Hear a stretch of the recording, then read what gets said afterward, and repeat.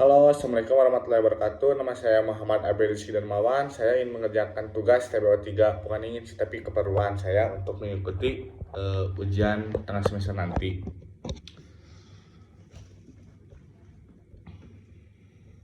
Bismillahirrahmanirrahim. Deklarasi suatu bahasa dengan aturan menggunakan tata bahasa regular dan tata bahasa bebas konteks. Tata bahasa grammar bisa didefinisikan secara formal sebagai kumpulan dari himpunan-himpunan variabel, simbol-simbol terminal, simbol awal, dan yang dibatasi oleh aturan-aturan produksi. Pada tahun 1959, seorang ahli bernama Noam Chomsky melakukan pengelompokan tingkat bahasa menjadi 4, yang disebut dengan hierarki Chomsky. Dalam hierarki Chomsky terdapat 4 poin, dari level 0 sampai ke level 3, antaranya yaitu level 0 unrestricted grammar, level 1 context sensitive grammar, level 2 context free grammar, dan level 3 regular grammar. Dari setiap level tersebut terdapat aturan-aturan produksi yang membatasinya. Contoh aturan produksi untuk setiap level bahasa: level 0 misalnya unrestricted grammar, bahasa manusia termasuk ke dalam tipe ini, di mana tidak ada batasan atau tidak ada aturan untuk aturan produksinya, tetapi alpha tetap tidak boleh kosong. Alpha diisi dengan string, terminal, dan non-terminal dengan setidaknya satu non-terminal atau variabel. Contohnya, Y menghasilkan I, X menghasilkan C, dan CA menghasilkan D.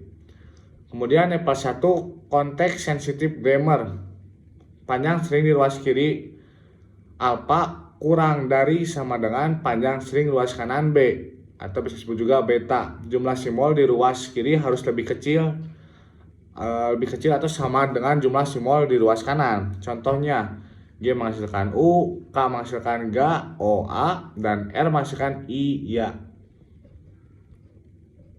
Level 2 context free grammar. Alpha adalah sebuah simbol variabel dan batasannya bertambah bahwa ruas kiri harus tetap satu simbol variabel. Contohnya, X menghasilkan UA, Y menghasilkan I, dan Z menghasilkan D. Level 3 regular grammar. Batasannya bertambah lagi, di mana ruas kanan maksimal memiliki sebuah simbol variabel yang terletak paling kanan, artinya boleh memiliki variabel maksimal satu buah dan terletak di paling kanan. Contohnya, K menghasilkan AB, L menghasilkan OGS, dan X menghasilkan BT. Cara kerja mesin otomata pada setiap bahasa Chomsky. 1. Mesin otomata finite state automata, bisa disingkat FSA, adalah mesin abstrak berupa sistem model matematika dengan masukan dan keluaran diskrit yang dapat mengenali bahasa paling sederhana, bahasa reguler, dan dapat diimplementasikan secara nyata. Kemudian cara kerjanya bekerja dengan cara mesin membaca memori, masukan berupa tab yaitu satu karakter tiap saat dari kiri ke kanan menggunakan head baca yang dikendalikan oleh kotak kendali state sehingga berhingga, di mana pada mesin terdapat sejumlah state berhingga. Finite automata selalu dalam kondisi yang disebut state awal. Pada saat finite automata mulai membaca type, perubahan state terjadi pada mesin ketika sebuah karakter berikutnya dibaca. Ketika head telah sampai pada akhir tab dan kondisi ditemui adalah state akhir, maka string yang terdapat pada tab dikatakan diterima oleh finite automata. String tersebut merupakan milik bahasa bila diterima finite automata bahasa tersebut. Ada pula jenis-jenisnya, ada deterministic finite automata, non-deterministic finite automata. Yang kedua, mesin otomata push down automata, atau bisa disingkat juga PDA. Mesin otomatis atau PDA adalah mesin otomata yang memiliki kendali masukan menggunakan teknik LIFO, last in first out, untuk menentukan apakah suatu output diterima atau tidak oleh mesin tersebut. Dalam melakukan proses penerimaan input, pushdown automata, disingkat juga PDA, menggunakan memori stack. Cara kerjanya adalah sebuah stack atau memori pushdown yang dapat menyimpan sederet simbol dengan panjang yang sembarang dan tak berhingga.